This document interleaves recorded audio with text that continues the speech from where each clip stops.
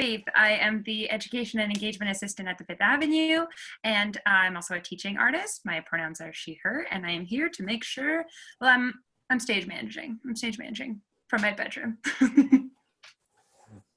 Faith is going to keep us on point here today. Which reminds me, have you pressed record, Orlando? Yes, I did it. Okay, we have one more panelist with us that I'm really excited about.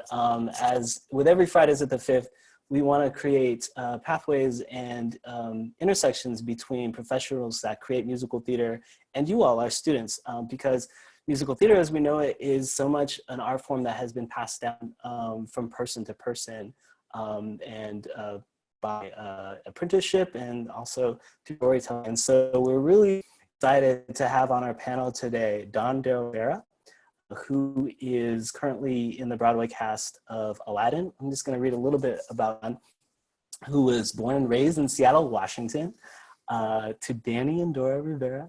At the age of 5, Don had discovered a love of singing. Growing up, he took piano lessons and danced with Dura, a Filipino folk dance group, and Kasama, a hip-hop dance group from the University of Washington.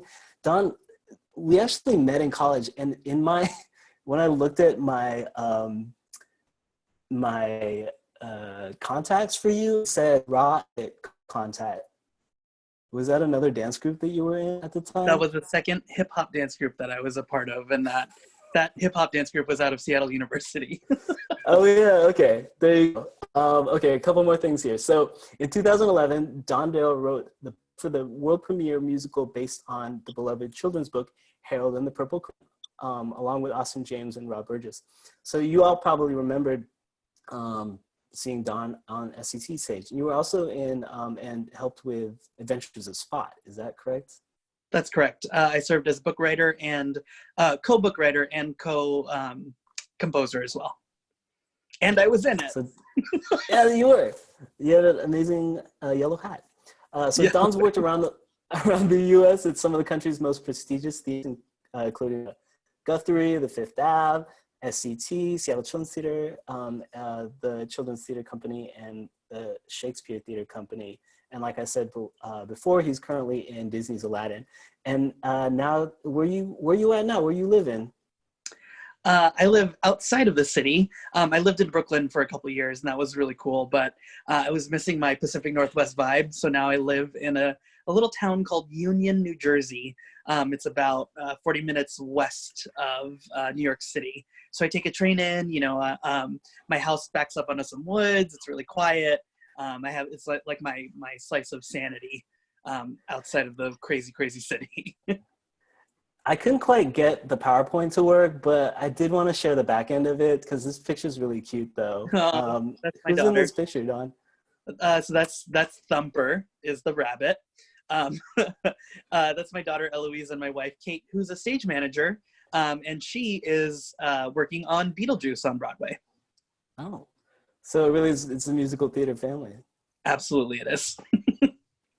Amazing.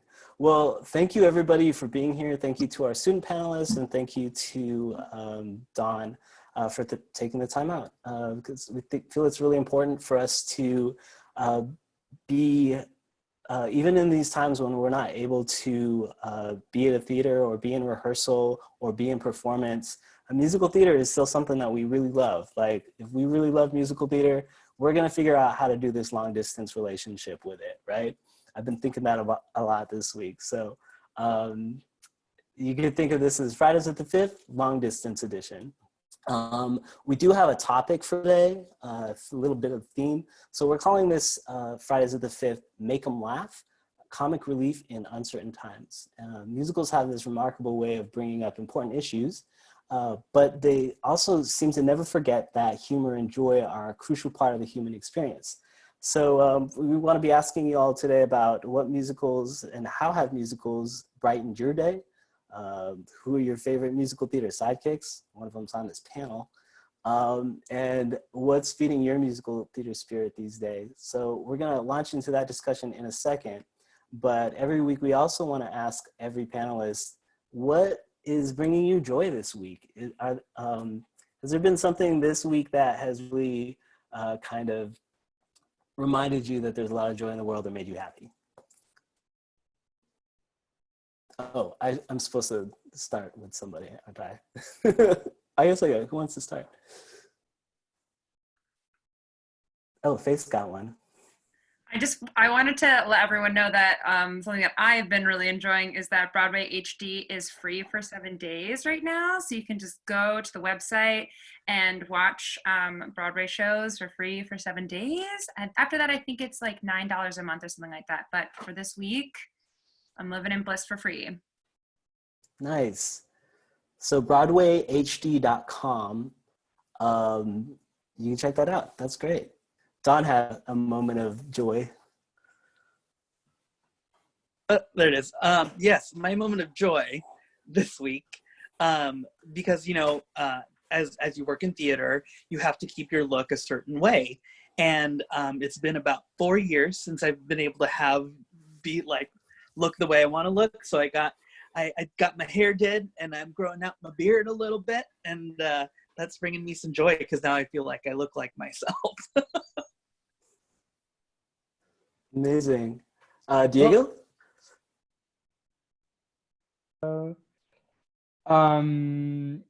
Yeah, I feel like, this crisis obviously is really scary. But I've been seeing some really amazing organizing happening. I know here in Seattle, we started a national movement of COVID-19 mutual aid. I know JM and some other local organizers started that.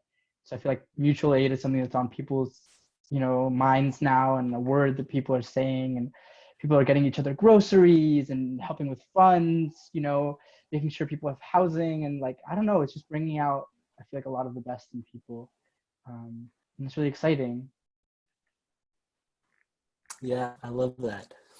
I think there's some really great ways in Seattle that you can help out supporting the theaters and supporting the artists. So we'll try to get some information up about that as well on Fridays at the 5th. Last but not least, Ava, what's bringing you joy this week?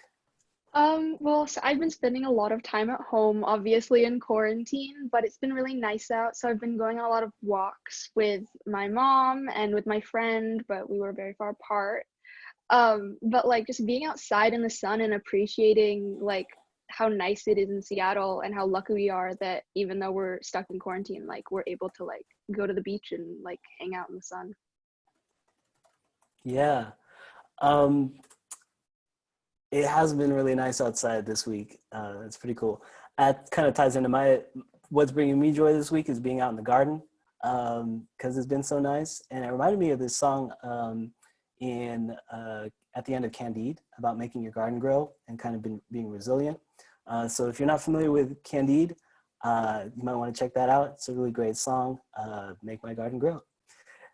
Faith, we got people tuning in from all over the place. No, it's so awesome. I just was curious, and then everyone started boop, boop, boop, and it's awesome. So we've got Anya from Duval, Carnation, somebody in Linden near Bellingham. We got folks in Seattle, Bellevue, Apollo, if that's your real name, I hope that's so awesome. Queen Anne, Kent, Everson, someone from England. Ooh. Is that for real? Come on, England. All right, England. Don't tell us if you're not. Actually, do. That could get cool. Can I shout out to them real quick? Yeah. So I believe that's Chris Lynn. He's a super fan of Aladdin the Musical, has been blogging and following Aladdin the Musical since 2011 at the Fifth Avenue Theater in Seattle. And he's the nicest person. I've met him on several occasions. Thanks for joining us, Chris. What's up, Chris? Thanks for joining us and figuring out the time difference. I see Upper Rainier Beach. I'm gonna shout that out. Come on, Lanaya. It's my neighborhood. We love Lanaya. Is it Albuquerque? Am I saying that right? I hope so. I think you are. Yay! Well, thanks for sharing your moments of joy. I think it's time that we launch into the topic at hand, which is how musical theaters manage to, in their storytelling, weave in moments of joy, even in some instances when the subject matter isn't supposed to be that joyful or is serious. So we've asked all of our panelists to kind of think about examples of this in musical theater. And so we have a few that we can share with you and discuss. And so we're looking forward to that. I'm wondering if we could, before we totally launch into that, just Don, I wonder if you could talk a little bit about your current role, because you are in Aladdin and you do serve kind of a specific role in Aladdin, which I don't want to just totally pigeonhole as comic relief, but I think on the surface, it might feel that way. I'm wondering if you could talk a little bit about what it's like to be Iago in that show. So Iago has evolved ever since the pilot production in Seattle. He actually served more as a yes man and was kind of he had moments of funny, but it was mostly coming from Jafar actually, and Iago would kind of support that. So as the show evolved and they brought it to Toronto, which was our pre-Broadway tryout,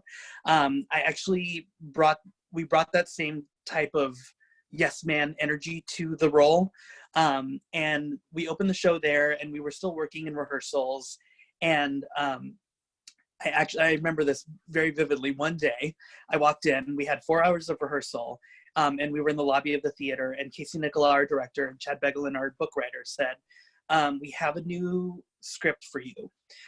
We want to try something completely different. So like, let's kind of get the spirit of Gilbert from the movie and like cram it into this version of Aladdin and see if it fits. So they literally gave me a brand new script, and I had 4 hours to learn it, and we tried it in front of an audience that night. And we knew exactly what worked, what didn't work.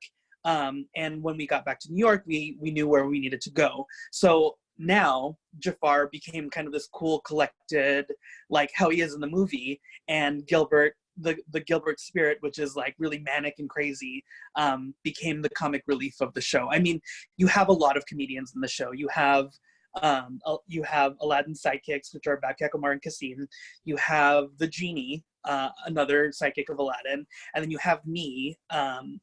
And I think the comic relief that I serve in the show are the moments that I say things that nobody else should say in the show. So like, I get to comment on the situation, or I get to comment about specific characters and call them names. And it's a really nice foil to the villainy that happens, because first and foremost, Iago is a villain, right? So he's always dangerous, but he has these moments that he lets the danger kind of bubble over and it becomes funny. So it's not like I'm making jokes for joke's sake. It's actually very rooted in truth.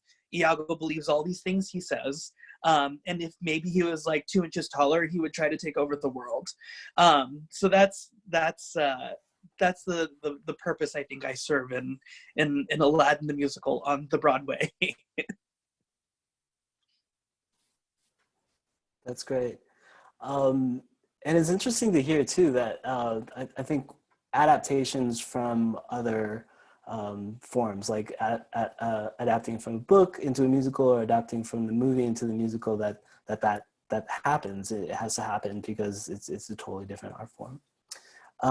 Did anybody else on the panel have a question for Don about Iago? While you're thinking, I am wondering what it was like so you've been in this role for, sorry, remind me how many years now it's been? You said 6 or 7? So we started in 2011, and then we had a little bit of a hiatus. I did a couple workshops of it between 2011 and 2013 when we did our Toronto tryout, and then we opened on Broadway. Actually, 6 years today. Today is the 6th anniversary of Aladdin. So on Broadway, without previews, I've done the show, get ready for this, 2,503 times, and I still love it. Wow. Okay, so after 2,000 times doing Iago, what was it like to all of a sudden get this directive of like, oh, we can't do this right now, to stop everything that you've come to know and love? I think the most difficult part about it is that number one, like I have a family, I have a life that outside of the theater that I love, and that like I cherish all my time with. But I learned over the period of 7 years that I needed to be able to compartmentalize all that time. So like I have my days with my daughter and my wife, and then my evenings are for the show. So it's been kind of crazy. Like the first few days, like my body was going through the adrenaline of like doing the show, and I'm like sitting on my couch, and all of a sudden I'm like super amped watching The Office, you know.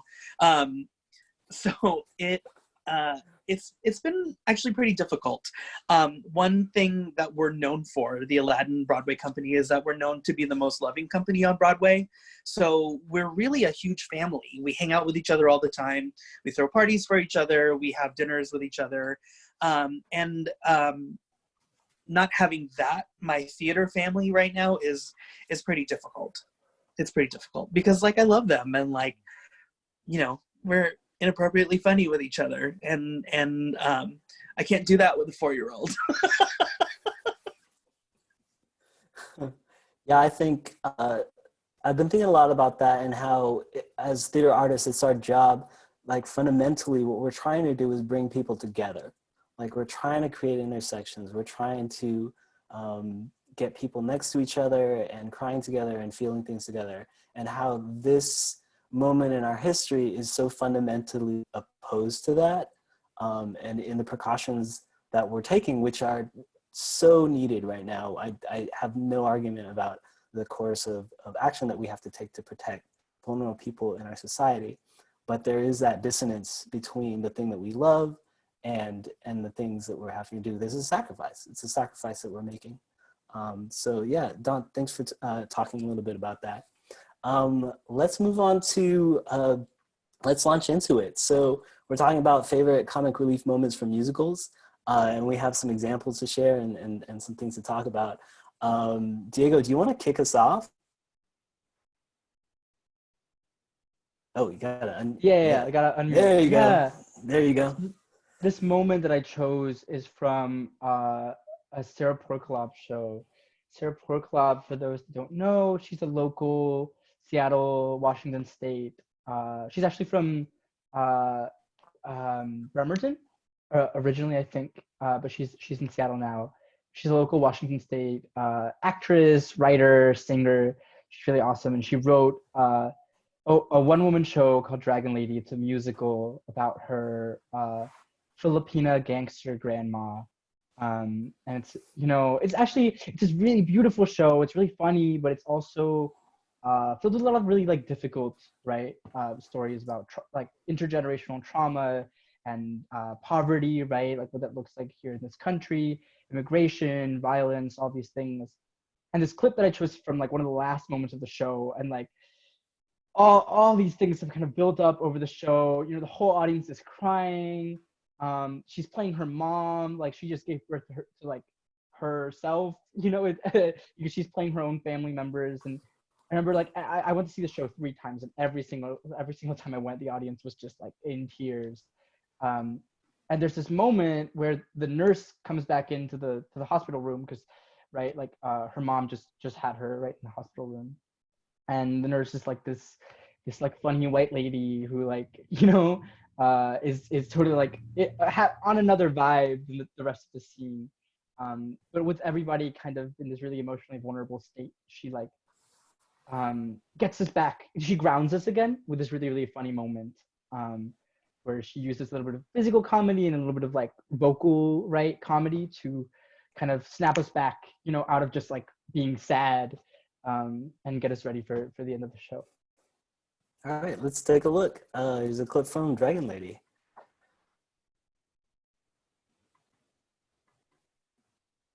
It's doing that thing again, so I'm gonna do this. We kept trying this earlier. Here we go. And you know what, Maria? If you had told me you were pregnant, you are right. Because I didn't want you to end up like me. I didn't want you to end up. Knock, knock. Is everything okay in here? Great. Okay, Maria. Well, it is time to feed your baby. She's a hungry little beaver. You want to be sure to support her head, okay? Here we go. On 1, 2, and 3. Woo. It's not playing, is it? Yeah, we could hear Okay. the sound, but not the video. All right, let's all learn together, friends. What happens if I do this? Oh. I think that's it right there. Let's try that again. Don't know. And you know what, Maria? If you had told me you were pregnant, you are right. Because I didn't want you to end up like me. I didn't want you to end up. Knock, knock. Is everything okay in here? Great. Okay, Maria. Well, it is time to feed your baby. She's a hungry little beaver. You want to be sure to support her head, okay? Here we go. On 1, 2, and 3. Woo. One of the things that just gets me about that scene is also how she has to, like, as an actor, be switching back and forth between these characters. And so you can, like, hear her, like, physically recovering from that last thing, but you know, kind of like the physical emotive thing that's happening, but she's already switched, like, her character at that kind of, I love that about that. You want to talk a little bit more about why you chose that, Diego? Yeah, I think, I mean, Sarah is just one of my favorite people. Everybody needs to know about her. She's leaving town soon, and we're gonna miss her so much. I think when I'm thinking about COVID-19 and all of that, right, and how do when we're grappling with these, like, really big issues, right? What role can comedy have, right? And I think a lot about the way in which part of what makes Sarah's work so good and so accessible is that she's able to be funny, right, in the face of all this trauma and difficulty, right? And I think that's a really powerful skill.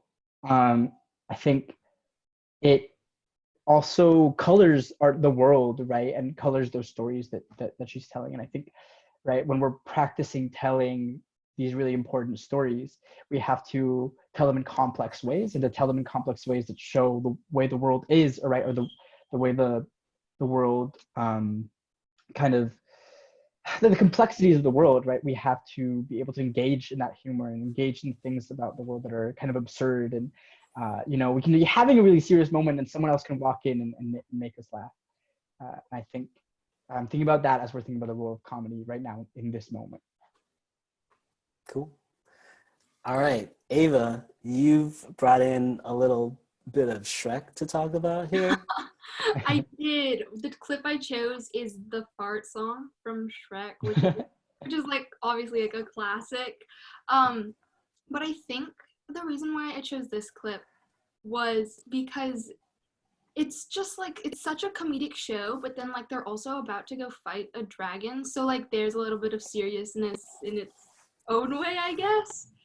But I don't know, I think it's like one of these classic humorous shows overall, including like this scene especially. I guess just because, like, I don't know, I've been listening to this show a lot, just the soundtrack, and it's been really like nice, even though we're in this like difficult time where we're all quarantined and we're dealing with all of this news and everything coming at us, just to like go into a world where donkeys and ogres and princesses can just laugh about farting. And I don't know, I think that this is a very comedic part in that show as well. Cool. I think, did anybody else see Shrek at the Avenue Theater when it was there? I don't think anybody. Okay, then I'm not gonna ask about it. But we'll have it back next year, and then we can all have memories. But yeah, thanks for bringing that in. I think Shrek is a really great example of how like there's an underlying message in that whole show too. Yeah, that is the comic relief is part of the storytelling, but there is that fundamental message about accepting people for who they are.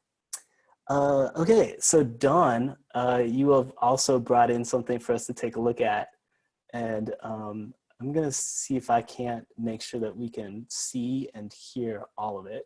But do you want to set it up for us? Are you still muted? Yeah, there we go. Oh, there you So go. There you go. I brought in a clip from Grand Hotel, old school musical. But what's really interesting about this whole piece is that there's another story that's being told. And it's really funny, very specific, and it didn't necessarily, like the lyrics don't call for that, the story doesn't call for that, but it's just a moment of joy and kind of something that probably just came up in rehearsal and like continued to go. And it features Michael Jeter, who I absolutely adore, and just the cleanliness of his comedy is something that serves musical theater really well, I think. Cool. All right, let's take a look. I think I can do this. Well, let's see. We didn't rehearse this earlier. I think it's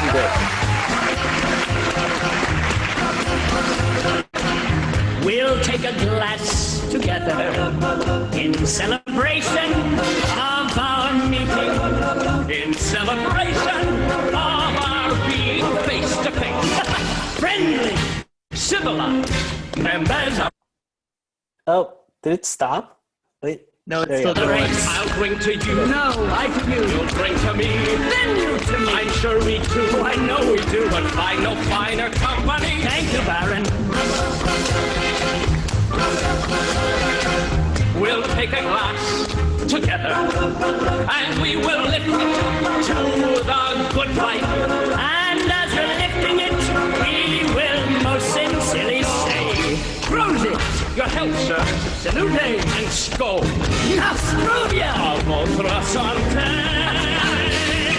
For one brief moment in this cold and careless day, we'll take a glass together.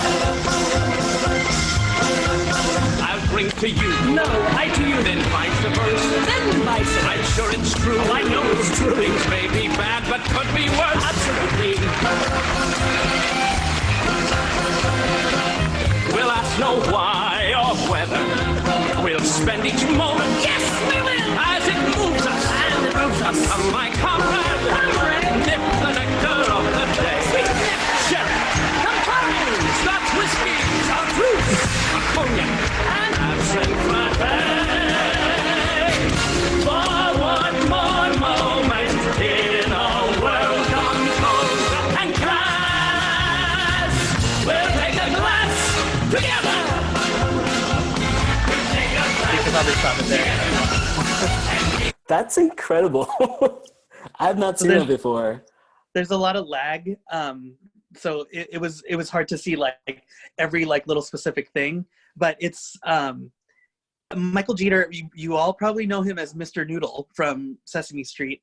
Was an incredible singer and actor, and he literally like. So I suggest you all like go to YouTube, look up Let's Raise a Glass from Grand Hotel. I think it's the first clip. It's like 2 minutes long. Just the like. There's so much restraint. He's holding a cup of liquid, and his whole body like lives in that liquid. Like you never believe that there's nothing in his hand. And then he just loosens up and literally is like just a little bit of neck, and like it gets bigger and bigger, and all of a sudden like you've believed that he's gone through this journey of this party. And the lyrics don't call for that. Like the story doesn't call for that, and yet it's like this moment of comedic genius. I think he's really incredible. How did you learn how to do comic timing? Oh, this is a lot of okay. It's interesting, I think. So we talked about being in hip hop, right? Something that I learned in hip hop is isolations and being really specific with your body and being dynamic and powerful with your body. So y'all, if you can take a hip hop class, take one, because you'll learn how that sits in your body, and you'll learn to be very specific in a very specific form. Now, what I did was I took that form and I applied it to acting, right? I was able to isolate my body. So if it called for a punchline, I would deliver a punchline, and I could do a physical punchline after that with a look or with just a tilt of the head. And I was able to find that I was turning into a walking punchline. Something else that I did was I went back to the classics. I was very fortunate to work under Christopher Bays, who's the head of physical theater at Yale. And he's the US commedia expert. And he came through Seattle and wrote a new adaptation of A Doctor in Spite of Himself. And I auditioned for him. I got into the show, and it was like one of the funniest things I'd ever done. It's incredibly irreverent, but it's true to the form, right? We even wore like costumes that made us look like we were from the 1800s. So, but we were able to update the comedy into the new millennium.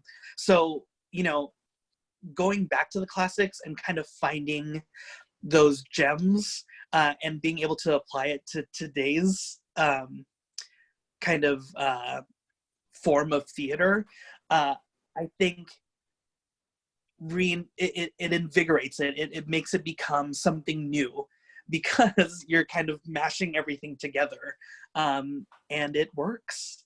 That's where I get a lot of my comedic timing. I also think that odd numbers are very funny. Like they say the magic number 3. I say go 5 or 7. Sometimes 17 is funny as well. 21 is hysterical, very hard. But you know, push the joke until it breaks, and then bring it back and kind of pare it down and find what's funny about it. Cool.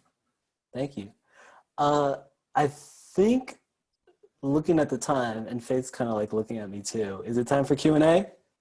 Hey, Q&A. Okay. So we're going to open it up to our audience over there to shoot us some questions. So you can either use the Q&A section down there below. That's probably going to be a good way so that the questions don't disappear in the chat. So if you want to shoot some questions that way, Diego or Ava, do you want to kick us off? Do you a couple questions for Darryl Rivera? Yeah, should it be about comedy, or I know we talked about some other like things related to this moment. I think it can go either way at this point. Yeah, I think one of the things we've been thinking about, and I've been thinking about, right, is like, how can we use this moment, right? Like, what are we learning? As theater artists, I feel like often we feel like, or I often feel like, as theater artists, it's all about being in the room together, right? Like, that's always what theater is. It's people in a room together, right? Like, making something. But I think there's something I've been thinking about in this moment is like, what is theater going to look like, you know, in the future? And as we're moving onward, I'm wondering, like, what do you think this moment is going to push us to do, right, as we're working from home? And then also specifically from a disability rights perspective, I think, I know in organizing, like as I've been doing organizing around COVID, right, we're realizing how powerful organizing over like using computers and phones is, right? And how can we translate that to theater? I remember, Orlando, you and I were working some months ago, and we realized that, you know, there's stairs to go up from the audience of the Fifth Avenue Theater onto the stage, but there's actually no way to get on stage if you're in a wheelchair. And even to get, or even backstage, and even to get somebody on stage in the Fifth Avenue Theater, we had to get people to like rebuild a ramp, you know, from the alley into the theater, right? So there's this huge kind of barrier to accessibility, right? How can this moment kind of push us towards that and push us towards reimagining what theater looks like and who it's for? I think, yeah, Don, you're in a great position to answer that too. I think I'm just thinking of like Harold in the Purple Crayon and how like innovative that was in some of the staging. But yeah, where are we going? Where do you think? You've been stuck at home with your family thinking about this for days. Well, what's interesting, actually, a lot of Broadway casts right now, because quite a few of them were in rehearsals, they're using Zoom. Like, we're able to actually use the internet and actually connect with each other and still make magic, which is crazy, right? Because like we're all across, I mean, like me, I live on the East Coast, you guys are in the West Coast, and we're like able to have this conversation right now in this moment in time. So in terms of like what the future of theater could be, it could be that you have a group of artists who have never met each other before, but have an idea of who each other are, maybe through the internet, and they can come together and do a show. Here's something that's also very interesting, because you know, there were many companies of Aladdin all over the world, and what was happening was, you know, people were getting sick and they needed to replace people in a certain production, and they could literally pick someone up from the national tour and bring them over to Broadway, or they could take someone from the Broadway cast and bring them over to London, or they could take someone from the London cast and bring them up to Germany, and all of a sudden it became this like incredible like chess game of like, who can we use and who is available.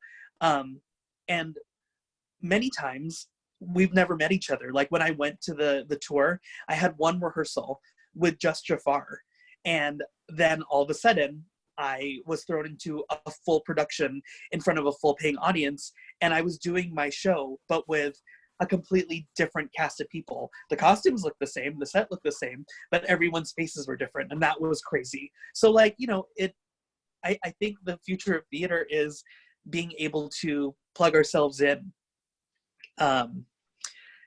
In terms of disability, I know that there are lots of movements of getting people who are on the spectrum to play characters that are on the spectrum, and getting disabled people to play able-bodied people, and it's happening a lot on Broadway. What's happening is nobody. I'm going to say this way.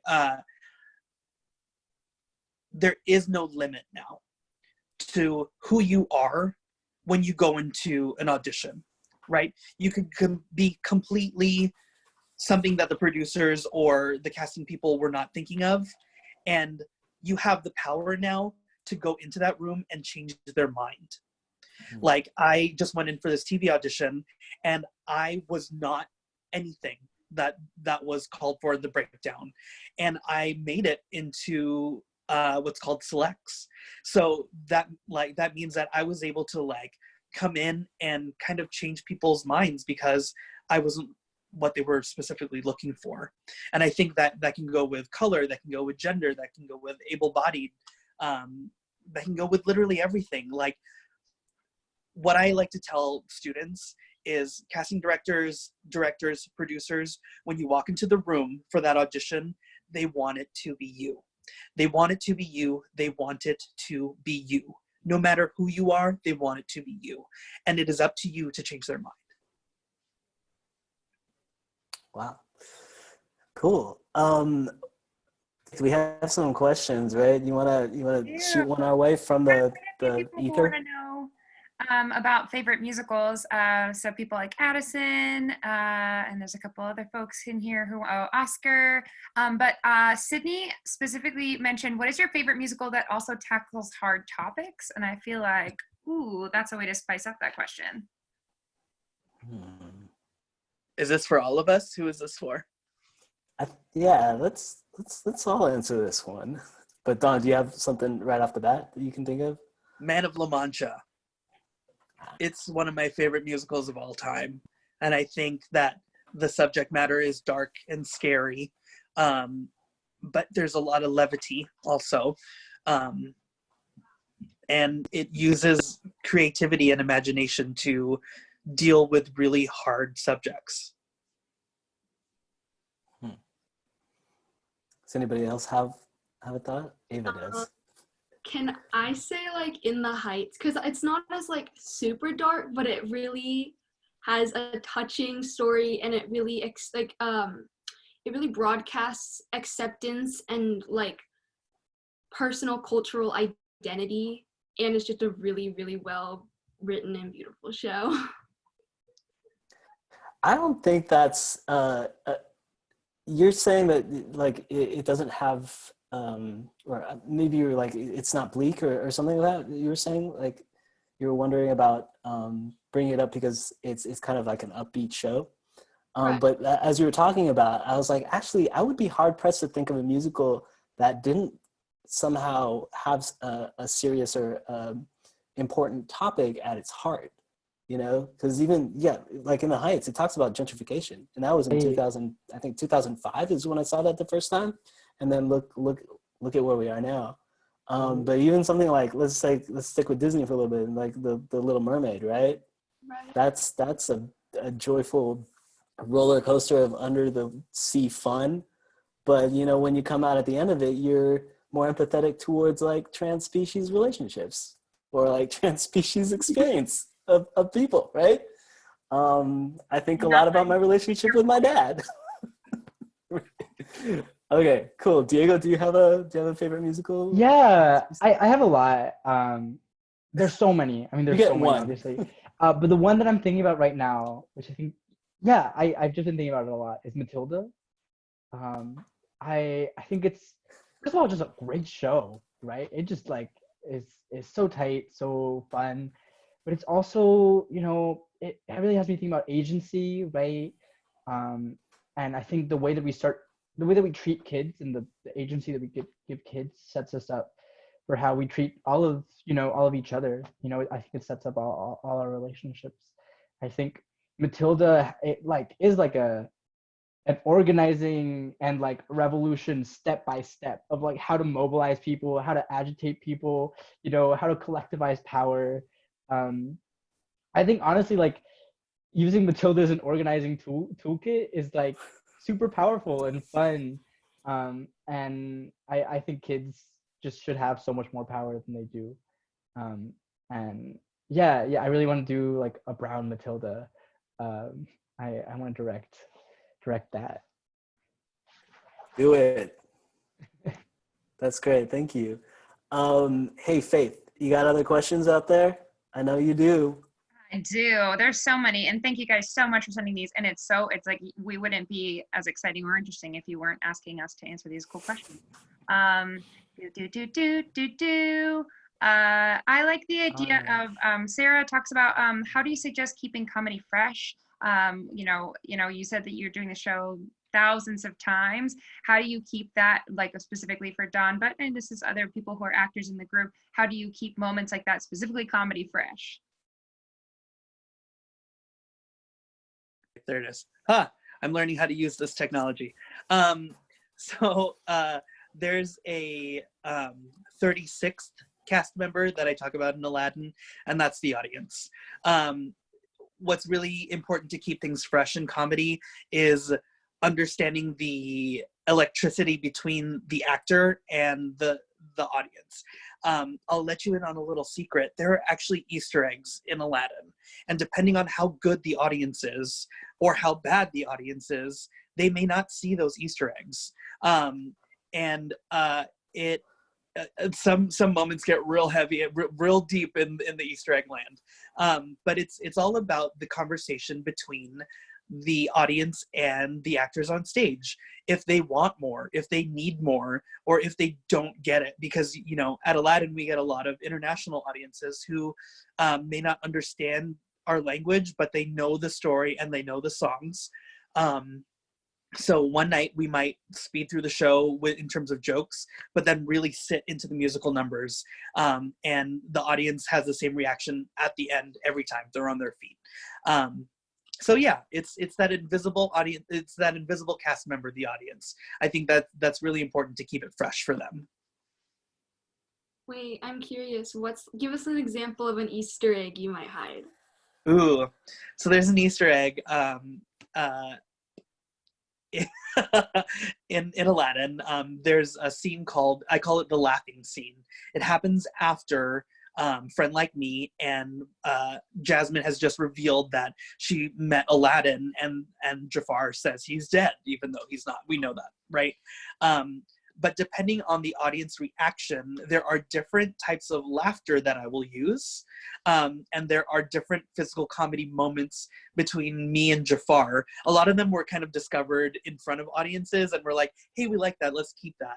Or, you know, if the audience is really not feeling our show, which, okay, I'll talk about this also, which has been happening a lot in terms of like the climate of the world, right? When things are awry in the news, we get audiences who are very quiet. Or if something major politically happens, the audiences are there in the seats, but they may not be emotionally with us because there are other things that may be occupying their mind. So, you know, depending on how the audience reacts, is actually a formula of how I do a lot of my jokes in the show. The laughing scene especially.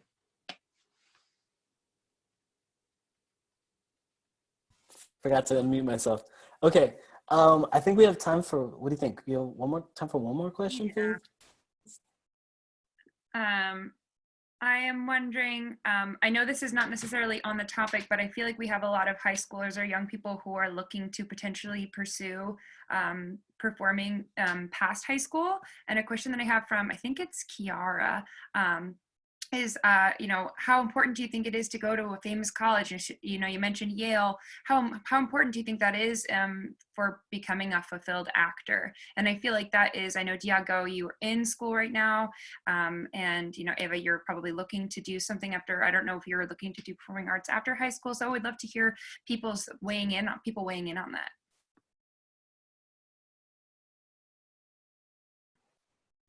If nobody, yeah, I have some thoughts on that. Because I think going to school is, right, a really big decision, right?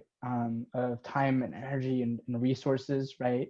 I think something that I think about a lot is somebody's paying for your education, whether it's you or your family, or if you have a scholarship, right? There's people that are like donors. So it's a lot of resources, right? Community resources that are going into you getting that education, right? So I think it really depends, A, on what you want to do, right? And B, on like what you want to get out of school to get out of your education to do that, right? I think if you want to act and like be satisfied, I don't think you necessarily have to go to school, right? There's a lot of different ways to get training. I think in Chicago particularly, I see a lot of people who don't have a BFA, right? A Bachelor of Fine Arts, or a college education necessarily, that are doing incredible work, right? That, you know, if their theater is drawing from their experiences, we're all experts in our own experience, right? And we're experts in the storytelling traditions of our culture, and we're experts in the comedy traditions of our culture. And that's really powerful, right? I think there's very specific tools for what I want to do, right? Relating to community engagement, and some practices around that I'm in school for, right? And so I think it's a deeply personal decision, right? I don't think anyone should feel that they have to go to school for anything, right? That it's an optional choice for you, right? That if you want, and if you feel like this is really going to help me, right, go for it, right? But you can totally make art without having a formal education in it. Don, you were looking like you had some things to say. I agree. There are actually an incredible mix of people who work on Broadway that have all sorts of different, that come from all walks of life. Some people who didn't even go to college, like, have been child performers and have just been performing like the whole time. And there are people who went to Carnegie Mellon and Brown and Baldwin Wallace and Yale, but like what's interesting is there aren't the scales don't tip into like there are so many people from this school or there are so many people from that school. It's literally like a beautiful mix of people, because when you make it or when you get into a show, like it's because of you. It's not because of your school. I mean, you may have picked up some skills from that school, but it's not necessarily about the title of school that you went to. That's great. Hey, this has been a really great discussion, and I honestly didn't think that we were going to go this long, but I hope that this has been a great opportunity for us to also realize that it is possible, again, for us to be touching base about musical theater and embracing that thing that we love, even from afar. We do want to do some fun things with you, with the knowledge that we want to do this every week. So Faith, can you tell us a little bit about our weekly challenge? Why, yes, I can. So we're looking to do weekly challenges on Fridays in lieu of, getting together and being able to do these workshops. We figure, you're a bunch of creative folks. Why don't you take these challenges and show us what you're made of? So we talked a lot about how everyone's in quarantine this week and how we're sort of in our own little corners, if you get my drift. So the challenge this week is to rewrite 2 of the lines from Cinderella's In My Own Little Corner. And like, it doesn't have to be necessarily a video or audio, but it could be a cartoon, or it could be you writing out the lyrics and sending them to us. We would love for you to post them on Instagram, social media, with the hashtag Fridays at the Fifth, and at the Fifth Avenue Theater, so we can see them, and then maybe we can share them. So yeah, that's the challenge this week. Faith did a demo for us. Faith, I'm gonna play your demo. Can I play your demo? Faith, I'm gonna play your demo. Yes, you can. You can't stop me because I'm in control here. Here we go. I want everyone to know that I In work my very hard at own work. little corner, in my own little chair, I can be whatever I like to be. Oh, come I'm a on. lifeguard who is tanning by the poolside. I'm a sandwich stealing crook named Hungry Joe. Where did you get that background? Where did I get the what? The background? The background there? Yeah. Listen, I'm a theater educator. I've got stuff in my basement, okay? That's amazing. Okay, so you guys get it. We'd love to find some favorites and share them next week. So that's we're calling that the Own Little Corner Challenge for this week. And make sure you tag us hashtag Fridays at the Fifth, and tag the Fifth Avenue Theater. So it's at the Fifth Avenue Theater. Thank you so much to our panelists and our guests, Diego, Ava, and then Darryl Rivera from Aladdin. Thank you so much for being out there, so that we're not just speaking out into the void. My computer's doing something really weird right now. Do you see what it's doing? No. Oh, okay, it's back, okay. But yeah, thanks to Faith for keeping us on point and getting this all organized. I do want to give a shout out to all of our educators out there who are trying their best and keeping us on point, making sure that we're still learning even through this strange technology mediated time. I want to thank the Fifth Avenue Theater and all our folks up there who are keeping things running, even with our shows postponed. And lastly, again, I want to thank you. We are committed to offering Fridays at the Fifth for free, but there's a little bit of a cost associated. So if you would consider donating, even if it's $1, $2, whatever you think you got, you can text Fifth, so 5TH, to 56512. So that's text 5TH to 56512 to get a link, or you can check out our website too. There are a variety of other organizations and funds to support here in Seattle for performing artists who are also trying to make it through. So we'll try to get some of those resources up for next week, but it's also really easy to just kind of explore the world, type in Seattle and like artist relief, and you can be a part of that. Does anybody else on the panel want to do a shout out?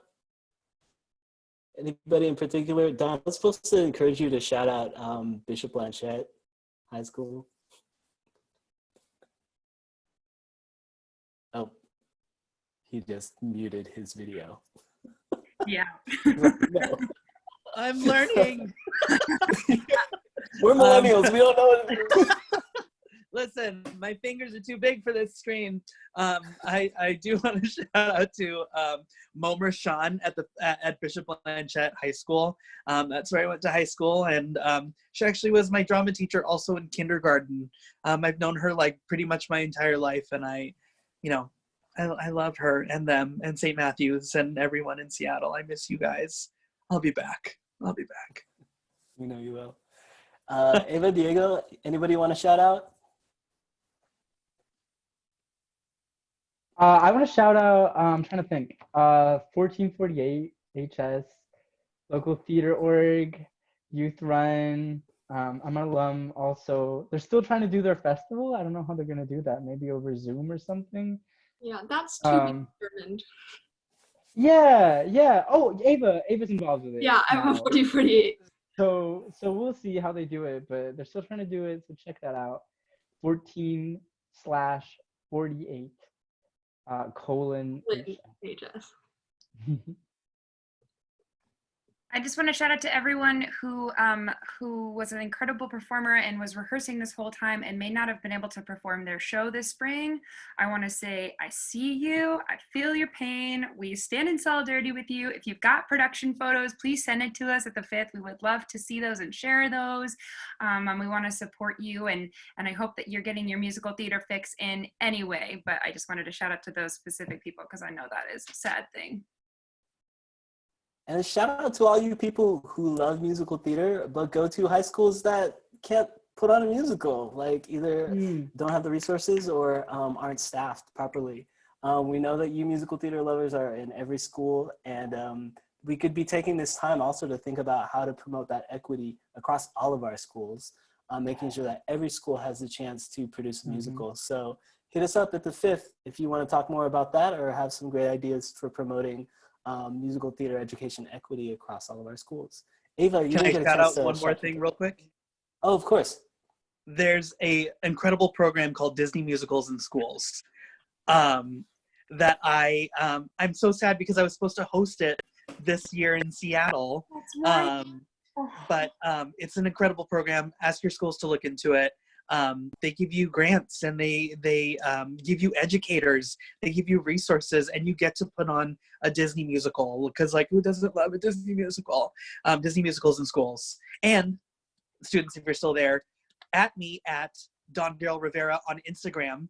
I'd be happy to watch you do some of your stuff that you didn't get to perform for your friends and family. I'm happy to be your audience.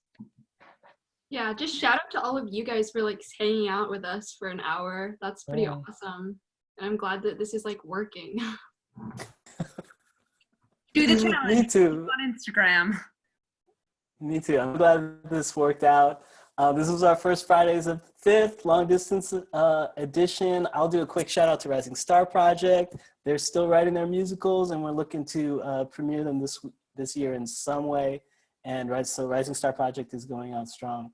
Again, just a big thank you to everybody that's been involved, all you all out there.